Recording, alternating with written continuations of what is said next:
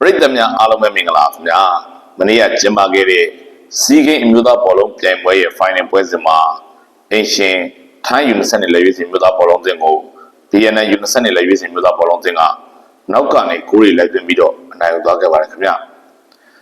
ထိုင်းယူနီဆက်နဲ့လက်ရွေးစင်မျိုးသားဘောလုံးသင်းဟာပထမပိုင်း45မိနစ်ပြီးဆုံးချိန်မှာပွဲကို2ဂိုးမရှိနဲ့အနိုင်ရရှိပြီးတော့ဦးဆောင်ထားနိုင်ခဲ့တာဖြစ်ပါတယ်ဒါပေမဲ့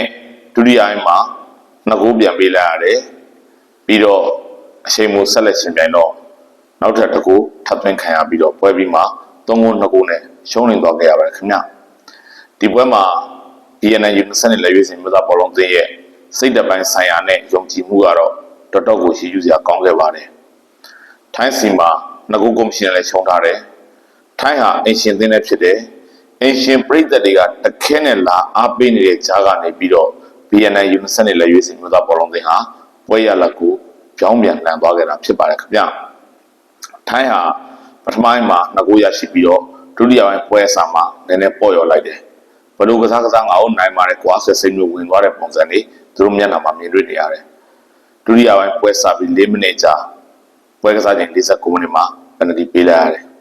ဒီပယ်နတီကိုBNNဘက်ကအမှားယွင်းမရှိကန်သွင်းပြီးတော့ရှေ့ပါကိုပြန်သွင်းတယ်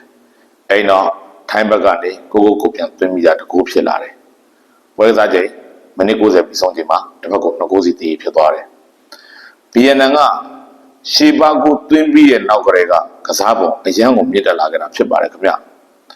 ထိုင်းဟာပထမပိုင်းတော့ကစားပုံမကောင်းတော့ဘဲနဲ့လုံးဝကိုဖြိုဖြစ်သွားခဲ့တယ်အရှင်ပုံမှာတော့ယုံကြည်ချက်အားမြင့်တက်သွားခဲ့တဲ့ BNN ယူနီဆက်နဲ့လွယ်ရေးစီမျိုးသားဘောလုံးသင်းဟာအနိုင်ကိုထပ်ပြီးတော့သွင်းသွားနိုင်ခဲ့တယ်ခင်ဗျဒါကြောင့်ပွဲပြီးမှာ BNN ယူနီဆက်နဲ့လွယ်ရေးစီမျိုးသားဘောလုံးသင်းကထိုင်းယူနီဆက်နဲ့လက်ရွေးစင်မျိုးသားဘောလုံးသင်းကို3ဂိုး2ဂိုးနဲ့အနိုင်ရရှိပြီးတော့နောက်ဆုံးမှာရွှေတံဆိပ်ဆုကြီးကိုစုကူရအောင်သွားနိုင်ခဲ့ပါတယ်ဟုတ်ကဲ့အခုလိုရွှေတံဆိပ်ဆုလက်လွတ်လိုက်ရတာကြောင့်ထိုင်းလက်ရွေးစင်မျိုးသားဘောလုံးသင်းဟာမှတ်တမ်းစိုးရိမ်နဲ့ဇက်တိုက်ရင်ဆိုင်သွားခဲ့ရပါတယ်ခင်ဗျပထမတစ်ခုပြောပြရင်တော့ထိုင်းဟာကိုမြေကိုရီကိုကွင်းကိုပရိသတ်ရှင်းမောင်မှာကစားတာရွှေဆုရခဲ့တာဟာအခုနှစ်ပေါင်း90ကြာမြင့်မှပြတ်သွားခဲ့ရတာဖြစ်ပါတယ်နှစ်ပေါင်း90ကာလအတွင်း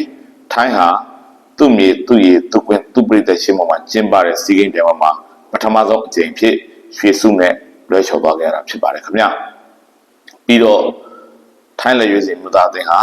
စီးကိန်းအမျိုးသားဘောလုံးပြိုင်မှာရွှေတံဆိပ်ဆုရရှိခဲ့တာတော်တော်ကြာမြင့်သွားခဲ့ပါပြီအခုဆိုရင်ရွှေတံဆိပ်ဆုနဲ့လွှဲချော်တာဒီနှစ်အပါဝင်ရှောင်းနေရှိလာခဲ့ပါပြီခင်ဗျရှိလာမယ်2029စီးကိန်းပြိုင်ပွဲနဲ့တွက်ချက်လိုက်မယ်ဆိုရင်ရှင်းနှစ်တောင်ဖြစ်လာတော့မယ်လို့ထိုင်းမီဒီယာတွေကရေးသားနေကြပါတယ်ထိုင်းအတွက်ကန်ဆိုးတဲ့နှစ်ဖြစ်တယ်လို့သူတို့ကရေးသားဖော်ပြနေတာဖြစ်ပါတယ်ခင်ဗျဟုတ်ကဲ့ထိုင်းအနေနဲ့